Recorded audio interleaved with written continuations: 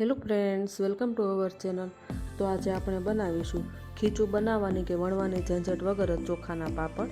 અને આ પાપડ આપણે એવી રીતે બનાવીશું કે આ પાપડમાં આપણે સોડા કે ખારાનો પણ ઉપયોગ નથી કરવાનો, અને તો પણ આપણા પાપડ એકદમ સોફ્ટ અને પોચા રૂ જેવા થશે, અને સાથે એક પણ પાપડ આપણો ફાટશે નહીં.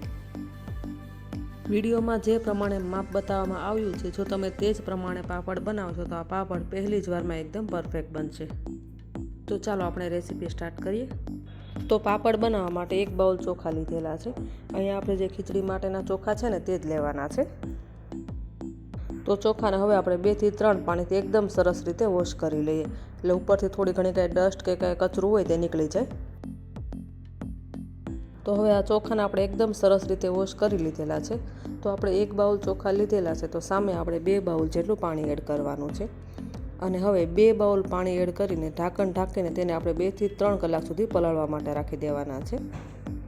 તો હવે 2 થી 3 કલાકનો સમય થઈ ગયો છે, અને તમે જોઈ શકો છો કે ચોખા એકદમ સરસ રીતે પલળી ગયા છે. આ રીતે આપણે હાથથી દાણાને દબાવ્યા તો ચોખાનો દાણો એકદમ સરળતાથી તૂટી જાય છે.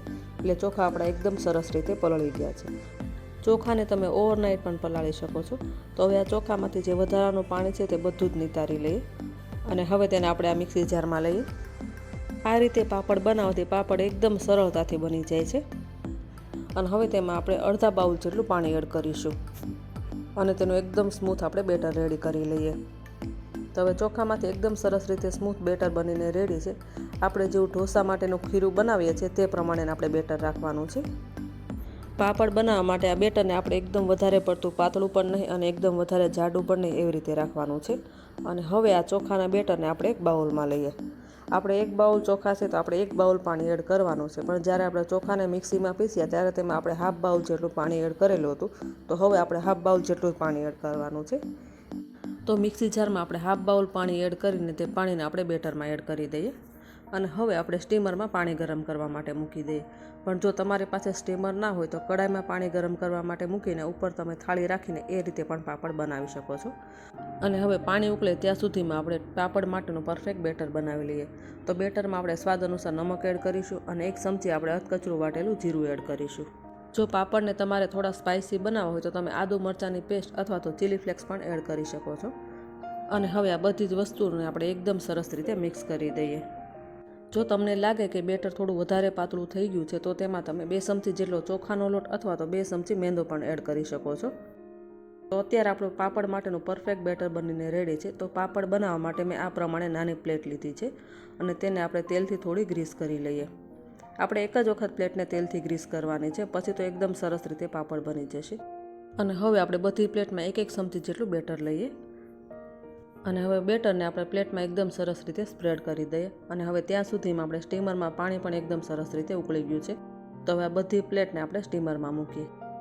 પાપડને આપણે વધારે પડતા જાડા કે વધારે પડતા પાતળા નથી બનાવવાના, મીડિયમ થિકનેસવાળા જ આપણે પાપડ બનાવવાના છે. આ રીતે જેટલી પ્લેટ સમાય તેટલી આપણે મૂકી દેવાની છે. આ ચોખાના પાપડ બનાવવા માટે આપણે સોડા કે ખારાનો પણ ઉપયોગ નથી કરવાનો. અને હવે ઢાંકણ ઢાંકીને પાપડને સ્ટીમ થવા દઈએ.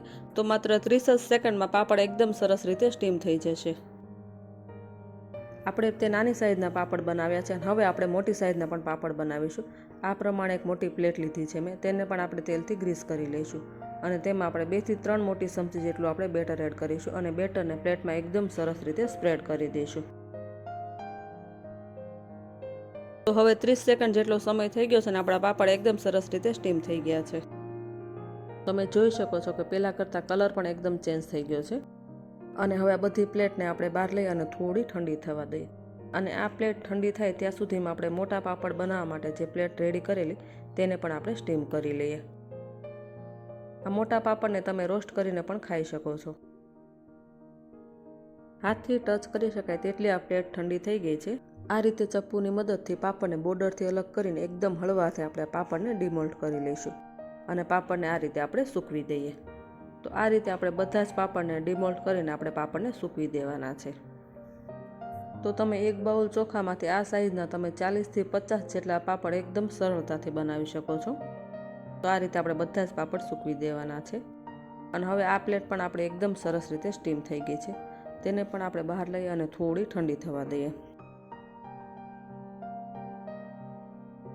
આ રીતે ચપ્પુની મદદથી એકદમ હળવા હાથે આપણે પાપડને બોર્ડરથી અલગ કરીને તેને આપણે સૂકવી દઈશું.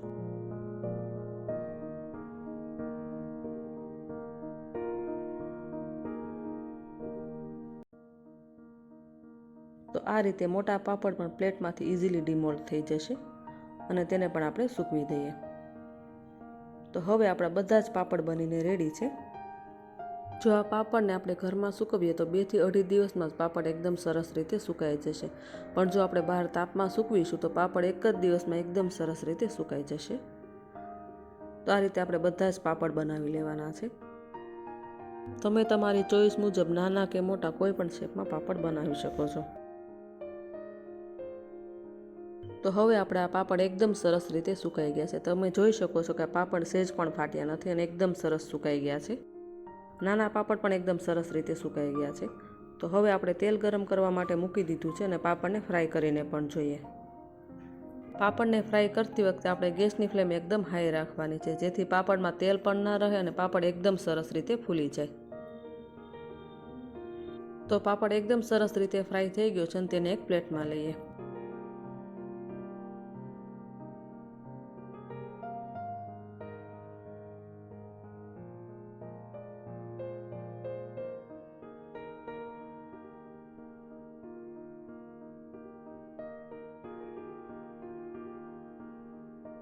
તો આપણે આ જ રીતે નાના પાપડને પણ ફ્રાય કરીને જોઈ લઈએ. તો તમે જોઈ શકો છો કે પાપડને હજુ તેલમાં એડ કરતાં જ પાપડ તેની સાઇઝ કરતાં એકદમ ડબલ થઈ ગયો છે. તો આ નાના પાપડ પણ ફ્રાય થઈ ગયા છે. તો તેમાંથી આ રીતે થોડું થોડું તેલ નિતારીને તેને એક પ્લેટમાં લઈએ. આ પાપડ બનાવવા માટે આપણે સોડા કે ખારાનો પણ ઉપયોગ નથી કર્યો અને તો પણ આપણા આ પાપડ એકદમ પોચા રૂ જેવા બન્યા છે. તો હવે આપણા રૂ જેવા પોચા અને એકદમ સોફ્ટ પાપડ બનીને રેડી છે.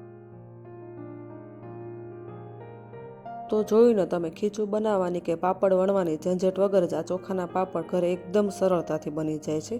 તો તમે આ પાપડની રેસીપી ઘરે એક વખત જરૂરથી ટ્રાય કરજો. અને આ પાપડની રેસીપી તમને કેવી લાગે તે કમેન્ટ કરીને જરૂરથી જણાવજો. અને હા, વિડીયો ગમ્યો હોય તો વિડીયોને લાઇક કરવાનું ભૂલશો નહીં.